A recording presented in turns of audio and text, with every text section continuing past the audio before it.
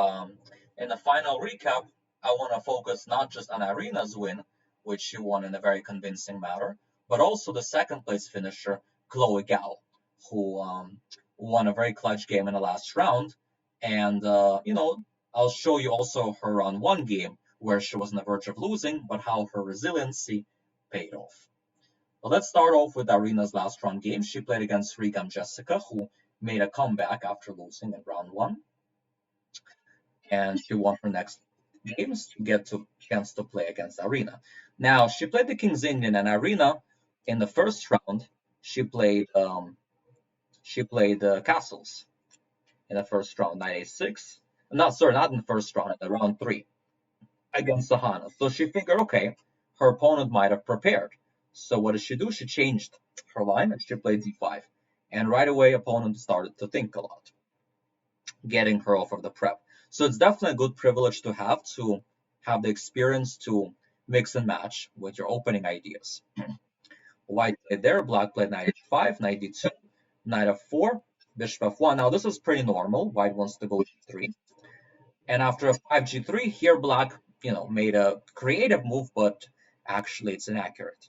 The best move for black would have been to play knight takes d5, with the idea that if I take back, I go f4, I win a pawn back, and after this, I go c6. And position would have been unclear here.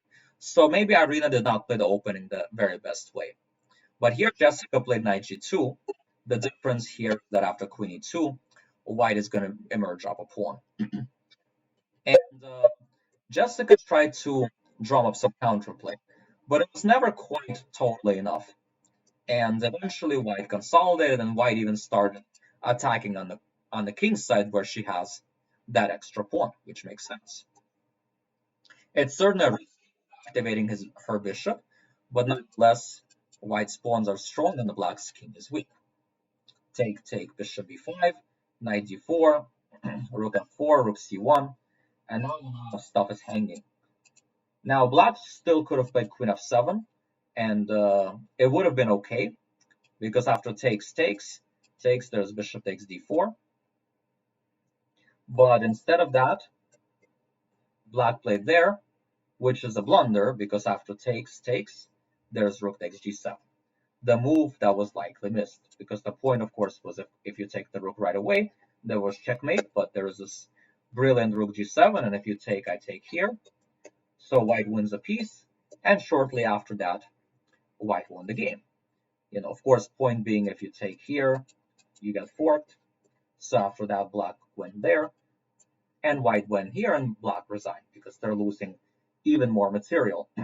Now, this game itself was kind of anticlimactic, because white won pretty easily, relatively speaking, got a dominant position, and it was not as high of a pressure game, because even a draw would win Irina the tournament. So let's focus a little bit more in this recap on the second place finisher, Chloe Gao. Now, Chloe Gao had a very tense game, battle of second place with Sahana, another tough player who was doing very well, had 3 out of 4 if I'm not mistaken. And white played a very sharp queen's gambit accepted. But you'll see how in this game, and also in her round one game, Chloe was able to seize second place thanks to her resiliency. Because in this game, she ran into a difficult line, and white definitely has a lot of initiative. But she was defending really, really well. Now around here, white was probably better with a move like rook c4 first.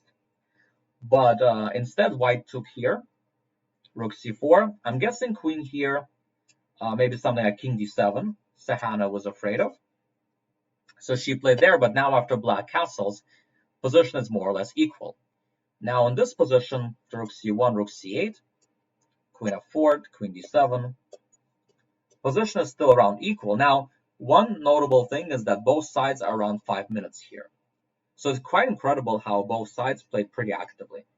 And finally, maybe due to nerves, maybe due to the, just the tension of the position, white here cracked. White should have just taken back the pawn, and the position would have been messy and unclear. But instead, white tried to get counterplay of some sort, maybe thinking that they're winning, but unfortunately for Sahana, black can just go g6. There's no attack. Black is up a pawn, including this beautiful g4 pawn. And from here on, Chloe just converted this beautifully.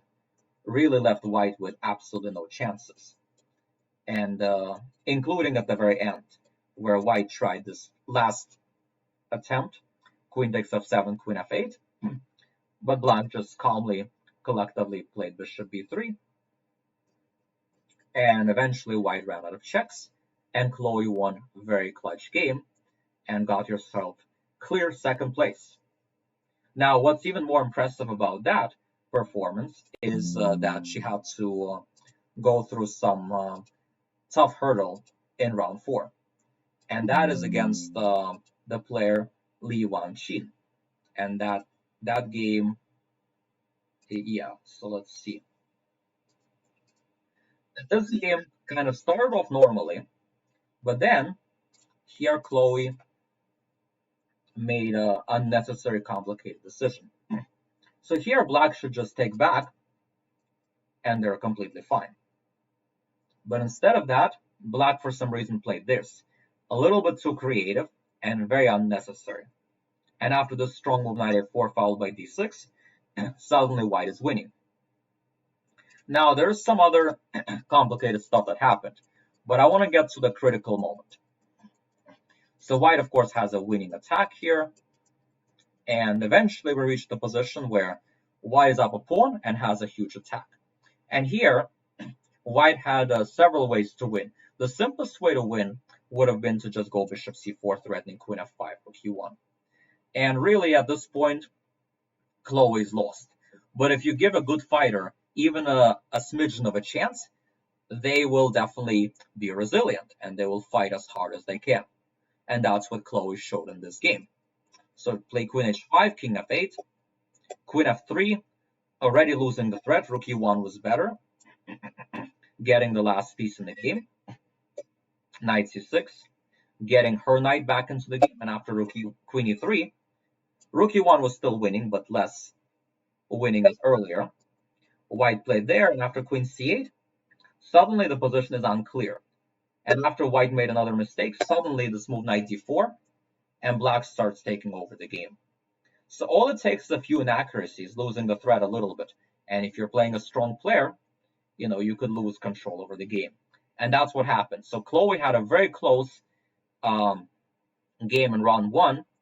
But again, that's what champions are made of, right? If you want to finish high in the end, you have to try to be able to salvage those difficult games and not collapse very easily. So white played there. b4 apparently was still unclear, because if you take here, queen g3, and it's a whole big mess, everything's like being attacked.